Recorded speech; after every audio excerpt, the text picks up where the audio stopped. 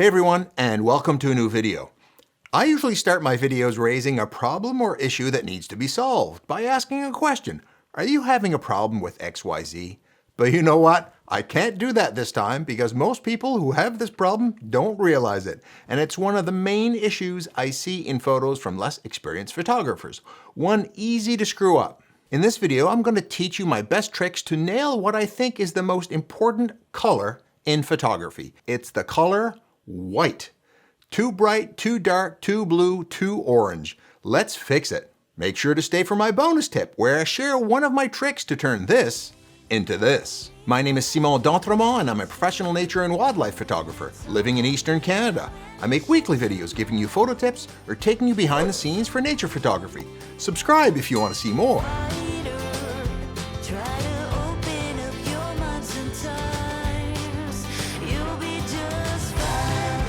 So let's start off by getting the basics straight. There are two main attributes to white, which will define how well they're implemented in a photo: brightness levels and white balance. And before you say, hey, white isn't a color, technically it is, but it's what's called an achromatic color, meaning it has no hue.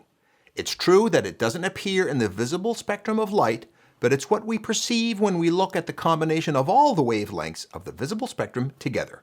Good enough for me. The first attribute that defines what white looks like in a photo is color balance, also called white balance. This is the feature that scenes or light-emitting devices impact color onto your scene and into your photo. It's in the whole image, but more easily detected in hueless colors like white and gray. The setting sun makes your whites more orange, or the shade makes it more blue. White balance is called just that because it's the process of neutralizing these color casts to make your image look more natural. The other attribute of whites in your image are its levels, or brightness. On the histogram, the whites are in the right-hand side, and the closer they are to that side, the brighter they are. Of critical importance is the right-hand edge. When your whites in digital photography touch this edge, they are pure white. That means they can't contain any detail or data. It's featureless white. And these two attributes of white, when not done properly, can really ruin your image. And given white is a very common color, this happens often. So let's look at some techniques to fix this. There are, of course, techniques to get these right in the field, which is a big part of good photography technique. I have a video here on getting the highlights right and using a histogram. You can check it out, but make sure you come back. But today I'm going to be focusing on getting these right after you've come home with your photos, because my experience is that this is where people mess these up. I'm going to be using Lightroom Classic here today, but what you'll learn here you can apply fairly easily to your software of choice. Now, something that's a big help in your post-processing setup before you even start is having a monitor calibration device, like the Spider, that can get your starting point, your own monitor, showing colors as accurately as possible and at a neutral starting point. Also, set your monitor at 90% brightness, not 100. When your monitor is too bright, you end up exporting images that look dark on other devices, undermining everything we're going to learn today. So with white balance, what are we trying to solve here? It's that the camera may not have captured the tones and hue of the color palette accurately, or by error, added tones to the scene that didn't match the scene. Most cameras can be shot in auto white balance, or you can set it to match known color temperatures of various lighting scenarios: shade, sun, artificial lights, and so on.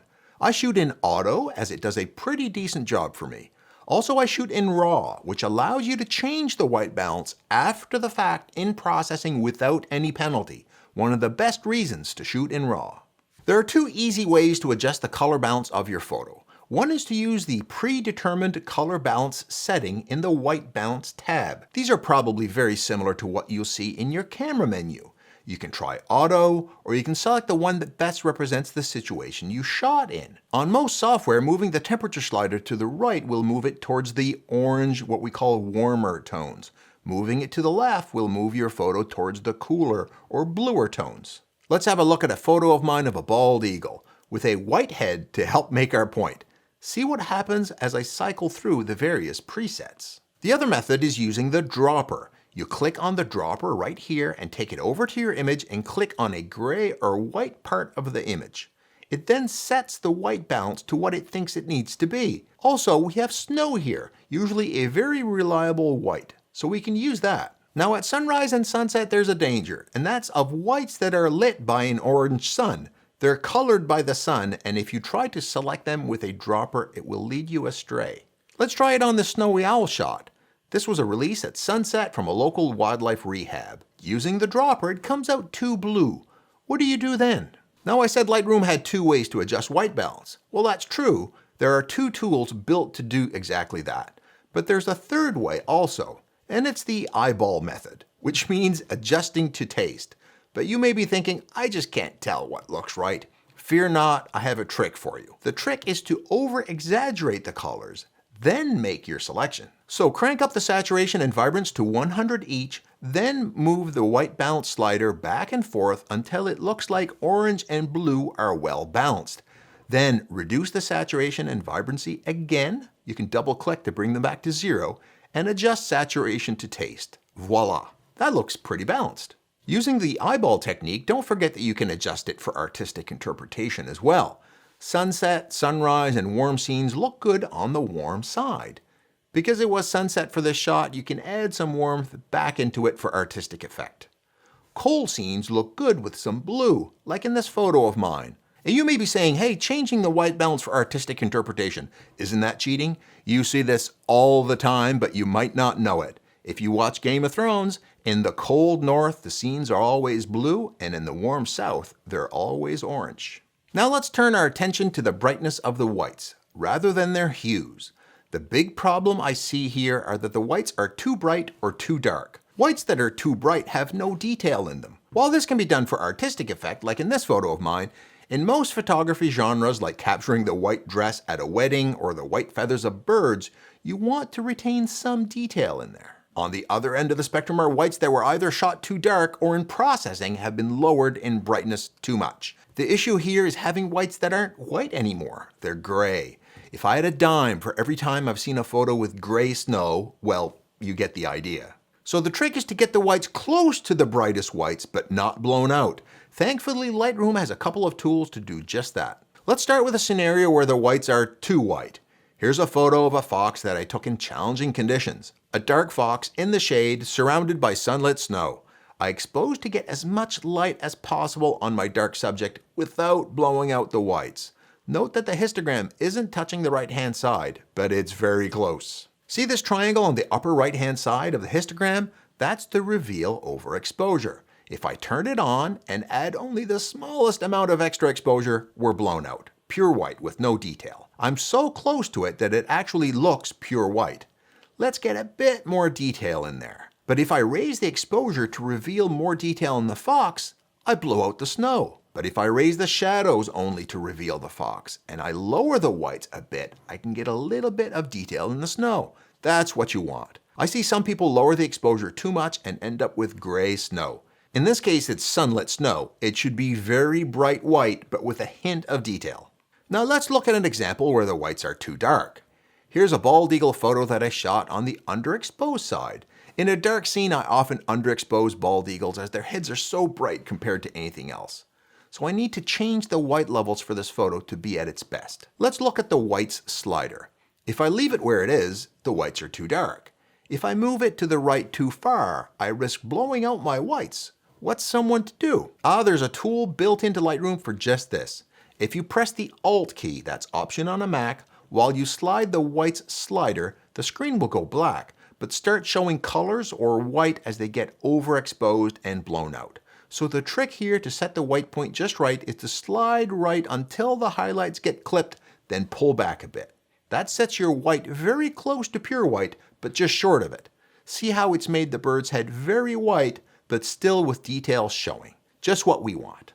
By the way, if you like these wildlife photos I'm showing you, I can teach you how to get your own with my wildlife photography course, with over 5 hours of video content in 20 modules. Check out some of these amazing photos that my students took since they've started the course.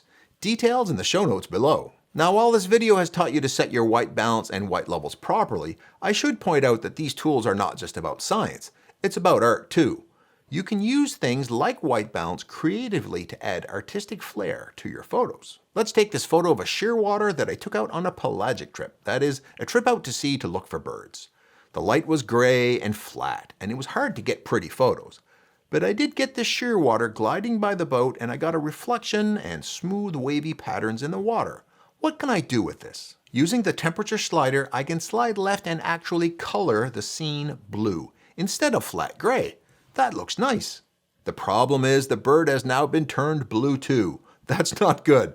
Blue water looks good, blue bird not so much. What we can do in Lightroom then is select the subject only by using the Select Subject mask, then warm up the bird again to make it a more neutral tone by sliding the temperature slider to the right, counteracting some of the blue we added earlier. And just for fun, I like this gradient from dark to light in this scene. Let's add a linear gradient and darken this edge of the photo. And voila, here's the before and after. It only took 30 seconds. Remember, it's your art. You do with it what you want. If you want to learn other neat tips, tricks, and shortcuts in Lightroom, I have a whole video on it, which you can see right here. If you found this video deserving, please give it a like, and other photographers will get to see it as well and get to improve their own photography. And I hope that you can use these tips yourself and get those whites just right, or better yet, just how you want them. I know you can do it.